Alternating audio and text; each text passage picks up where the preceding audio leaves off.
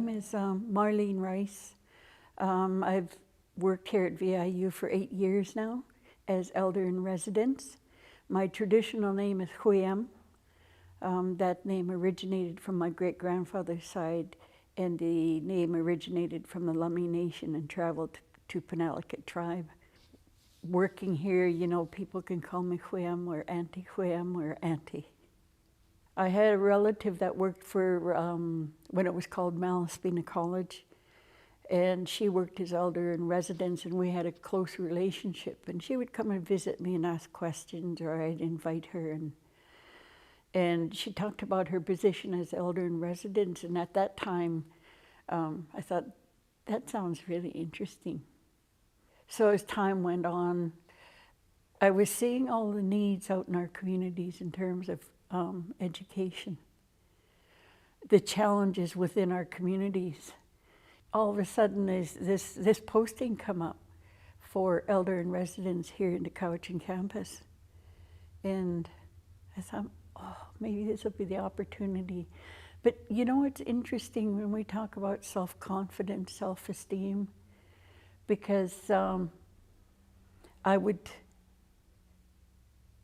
I questioned, because I wanted to apply for it, and I questioned, what is this about? What does an elder in residence do? You know, and I think back about my late relative that worked for Malaspina at the time. And I questioned, elder in residence, you know, that takes a lot of knowledge, wisdom, respectability, and I even questioned myself. But still I applied for it, and I still not knowing what the position was about, and I thought, okay, let's try this. So I went and did the interview process, and then all of a sudden I was chosen for this position, and I thought, wow. And then again I questioned myself. And so when they offered me the position, I took it. And still not knowing, what does an elder in residence do? You know, and I questioned it. And then I would think back on my background. You know, I was raised by my great-grandparents till I was 9 years old. I had a lot of snowyel teachings from my old people, plus life experiences, challenges, the different challenges through life getting to where I am today. And when I was offered the job, and I accepted it, and I'm sitting in this little office, and I'm thinking, what am I to be doing here? What's my job? And elders back then, when I first started in 2015, they just became faculty, so people weren't really sure about processes and resource information, being new faculty. So I had to sit there and figure things out, and at that time, I still am part of elders teaching class, and that was there previous to my starting. And I'm still thinking, what am I to be doing? I kept asking that question, what am I to be doing? Then I started attending these classes, and I thought, what am I to be teaching? Because when I first started, and I'd be sitting there, okay, what am I supposed to be doing? And it was amazing. I'd go back to my office and I'd think about this, and a light bulb come on. Okay, you're here at VIU as elder in residence to help the students overcome their challenges, their, you know, learning abilities or learning disabilities, whatever the case may be. So I'm sitting there thinking, I've got to be doing something here to help the students. So I started creating presentations. I started thinking back about the teachings I received from the elders, and my elders way back, my great-grandparents and granduncles, grandaunts, and my parents, and it was like the elders were saying, okay, now it's time to bring in teachings to help the young people. So I started creating these presentations and thinking about ways that I was going to help our students. In the meantime, you know, I'd be observing the students, and they started inviting me to different classes, and I started observing the students, you know, around self-esteem, self-confidence, and, you know, the ability to time manage, to finish projects. And I'm thinking, wow, we need to do some work here. But, you know, I need to say, at first I was judgmental because of the way I was brought up. And I would see the students, you know, the way they would act, or they didn't want to be part of things, or they could barely speak. And you know, and I was almost being judgmental, and I had to step back and say, just a minute.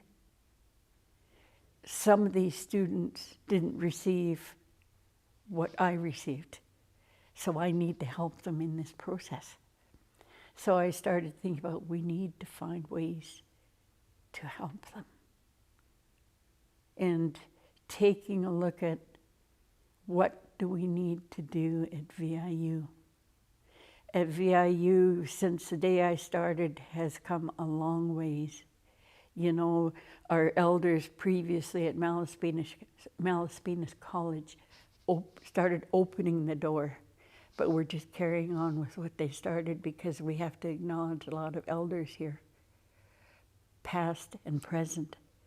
You know, around the teachings they brought forth, all the different things that they did. We're just continuing, but opening the door even wider.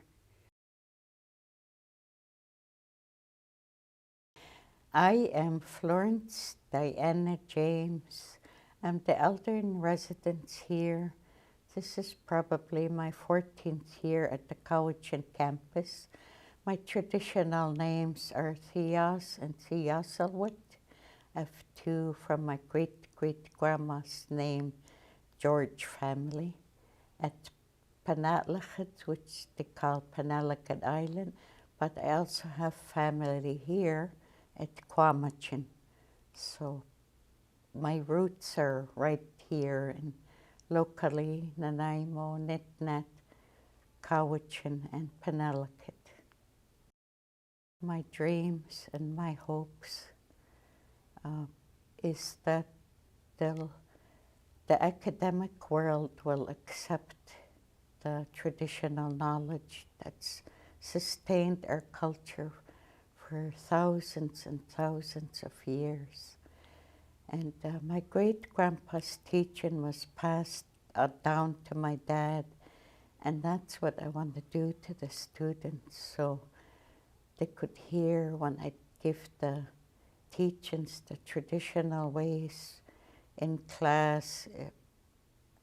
Well, when Auntie Marlene called me, it was 1 hour. And, you know, for me, when I was growing up as a little person, daily we got the teachings, daily from my dad. He was a very gentle, kind man, and the teachings were easy to take from him. And when you give teachings, you have to use your virtues. And that way, the person that's hearing the teachings, their mind, their body, and spirit will open up, and they'll accept, and they'll feel it in their heart. They know it's real. But if it's done in not a nice way, it's not gonna go to their heart. It's gonna scare them, and they'll have fears about it.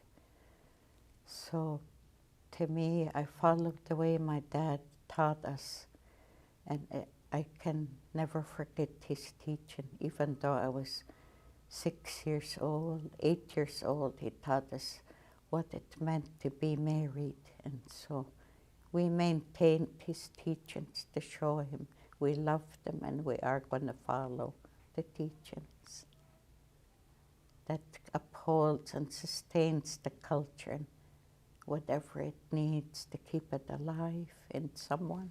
You're the carrier, so it has to stay alive in you.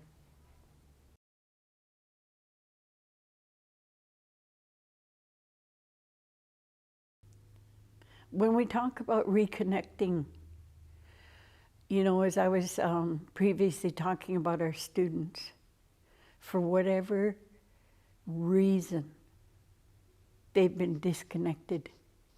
You know, and I'm going to say some students, a lot of families still trying to maintain the culture and the traditional values, but some have lost that connectedness, meaning they don't follow traditional values or they've never been taught traditional values, going back to our cultural roots of what we were taught in the past by our old people. So when we see our students come in, when we talk about reconnect, we bring the traditional values in the culture and talk about teachings, talking about the way of life, conducting ourselves in way of life. When I talk about conduct in my life, my elders were totally involved when I went to school. When I got my first job, all my elders were involved because they provided teachings about how I conducted myself, how I dress, how I speak, how I be on time. To have my head up when I'm speaking, be proud of who you are, speak loudly, because I used to be a shy person. And my elders back then, they would really get upset at me if I was being shy or hanging my head down. Don't you be like that. You lift your head and you walk proud. You know, and especially time was so important to the elders. They talk about, you start at 8 o'clock, you be there half an hour, 15 minutes early. Don't be there 1 minute, 2 minutes too, or 2 minutes after. It doesn't work that way. Even in culture, it's that way. When we have a time set for ceremony, we be on time. We don't be late. You know, so when the students come in and when they're accustomed to one way of living, getting up, eating, being on technology, or whatever it is in their lives, we need to change their vision, change their way of living, change their way of learning. Because when they come into the education system, you know, there is that lack of self-esteem, lack of confidence. You know, they have not been taught around how to speak, how to be part of a team. And I observed all this in all the different classes that I've taught. So what do we need to do here? We need to focus on the learner. Do they have disabilities in ways of learning? Are they just accustomed to living one way of life and not organizing and scheduling their lives? What do we need to do? We need to focus on the learner. So during this time, I was thinking about what do we need to be doing prior to them coming in? Reconnecting them to the land, reconnecting them to the language, reconnecting them to the teachings. So I would meet with different people and I said, we have to be doing something prior to them coming to the university. So I created a Cowichan program. We're just waiting to hear final word. We were supposed to do it this year, but due to circumstances, we asked for it to be done next year. So this Cowichan program is taking our students prior to coming to Vancouver Island University, a week of taking them out to the land, no technology, having history, language, rites of passage, doing different things during these 7 days, and living off the land, all these things, and bringing other elders in to help teach this process. Once those 7 days are up, and then we'll look at the academic way of learning in the classroom. So we come in, and that's when we talk about building self-esteem, confidence, public speaking, time management, financial management, organizing your life to come to finish your education. And those things are lined up. I believe we were looking at 3 weeks classroom time for that. So it's just there's a lot of things we were looking at around the Shaitnam program, and that's the meaning behind that is preparing yourself for the future. So when we talk about reconnecting our students, it's about utilizing our traditional values and cultural roots to help change vision. Some of our classes, we bring in family tree, and I provide samples like I'm working on my family tree. I'm only on the 30th page, and I'm not even halfway through the family tree yet. And I bring that in as an example. I bring 2 examples. And they understand their history, identity, and where they're from. And it's amazing, some of the students. Oh, I can only go back as far as my grandparents. So we encourage them, research, look into it, go into the archives, do this. Because with my family tree, I go back to 1790, 9 generations. And they're huge families today. So this is what I tell the students. That's another way of reconnecting.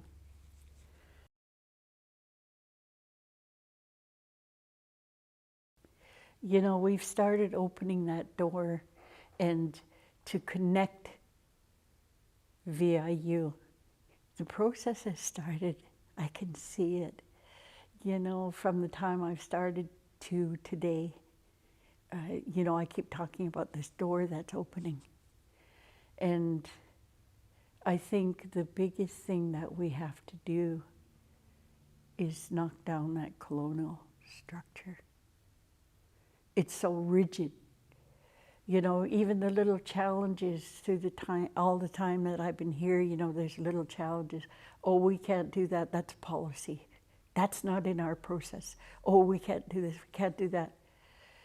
And it becomes very challenging sometimes, because when we're trying to help people understand culture and our traditional values, sometimes those policies get in the way.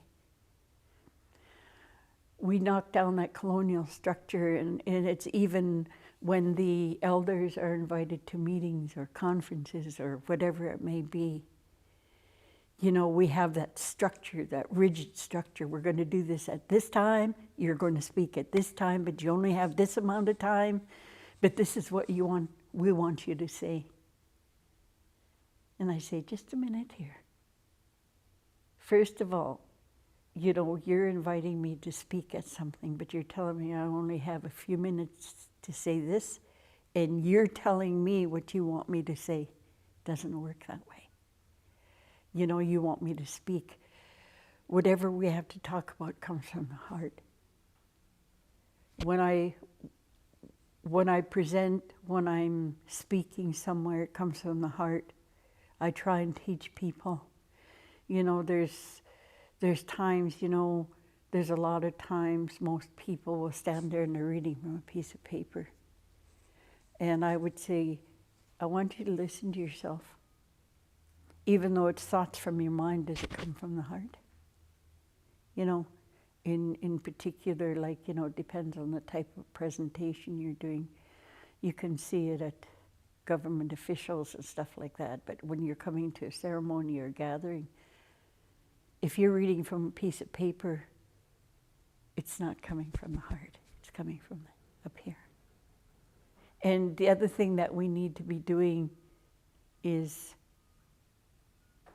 really walking strong with truth and reconciliation. There's a lot of truths that are still being brought forward that people do not understand or do not want to believe. We have to have a sincerity around truth and reconciliation.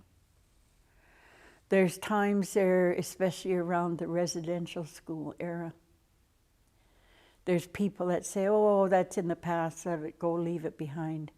It's not so. These are some of the generational effects that our students are having because it's within the home.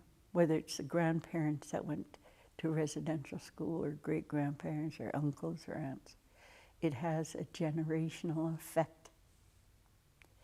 It could be abuses in the home, the lack of family care, because that was taken away from our families in how to raise a family. The abuses in residential school was carried on when it was brought home. So they thought that was their way of life, whether it was verbal abuse, sexual abuse, physical abuse. They thought that was a way of life. So it's carrying on these effects from residential school.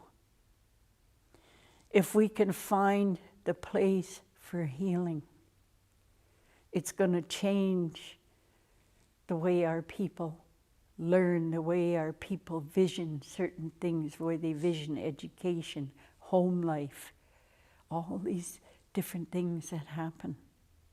If we can find that healing, actual true healing, and carry on. But when we move forward, it's about kashinto,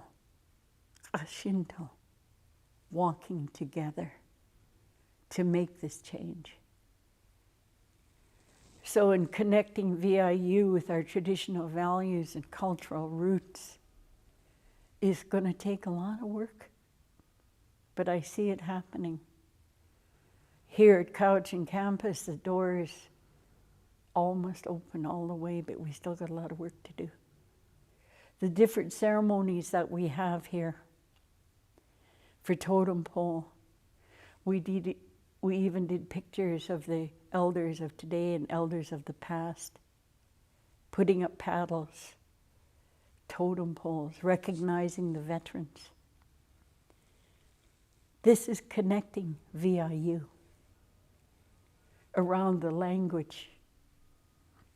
Language and traditional values cannot be taken lightly.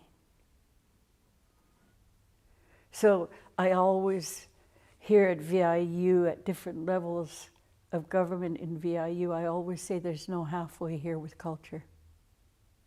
Proper protocol, proper process. You know, the thanking is the most important for our elders out there, because you invite them in to do things. So connecting VIU is a learning process, and we've done that here. I've done a number of presentations around protocol. We are spiritual people, relationship, funeral process, children are sacred, self-care. And I've provided these presentations to our staff and faculty here. And we're just developing an orientation for the fall, you know, because a lot of our instructors struggle with our cultural ways, because a lot of times students, when they're here, our First Nation students, and they lose someone close in their family, they've had a death in the family, and if it's immediate family, the instructors approached in a, you know, depending on when the person passed away, but they could be gone for 5 days. And of course it depends on the healing process and who it is they've lost. So the instructors kind of, why is it 5 days? Why are they gone so long? So we help them to understand our funeral process. Help them to understand why, you know, this is the teachings of our old people. This is what we have to follow. And then sometimes after loss, for example, if it's a parent, a student will have a hard time coming back and connecting to VIU after such a big loss. You know, so it's helping our instructors, staff, faculty to understand. So it's a real strong word, connection. Reconnecting for our students, the ones that have lost the cultural values, the cultural roots, the traditional values. Connecting VIU to our way of life. Like I say, there's no halfway, it's either all way or no way. And it's got to be all levels of the governance within VIU. There's still resistance out there. That's fine, but they need to understand. And, you know, it's the passion for the students, all students that are willing to learn our way or understand our way. It's putting ourselves out there with our knowledge and our wisdom, bringing our elders in, because a long time ago, you know, or even a few years ago, it was never like that. No, I don't want to do that. What are they going to do with it? Where is it going to go? They'd have questions like that. Now the door is gradually opening again. In my office, I have all kinds of documents of elders of the past that have brought teachings to the different classes. Majority of them are gone now, and we need to archive those. So that's the other thing I'm doing. I'm archiving those documents so it's in a separate place, because it's valuable information. So to connect VIU, especially here with the open heart and the open mind, Kashinto, Jijawato, working together, Nadzamachwalo, and one heart, one mind, Kashinto. You know, even if you take a picture of those paddles, because that was provided in particular to the staff and faculty here, walking together. From the time the pandemic started, we were of one heart and one mind because we supported each other, even though it was through technology. We found ways to support each other. They found ways to continue on and working together. That's why I contributed those paddles, the true meaning of Kashinto. Everybody has to learn that true meaning and be sincere about it. So that's how we, you know, my thoughts are on reconnecting the students, connecting VIU. So I just want to thank you for allowing me to speak today. It is so important, the messages we get out there. A lot of times we see messages of success, which is a good thing. We acknowledge the successes here, but we need to acknowledge challenges. We need to acknowledge good work, acknowledge the challenges, and how can we walk together. So I'm going to leave it at that, and thank you for asking me to do this. I want to thank you. Hi, Cha. Hi, Cha.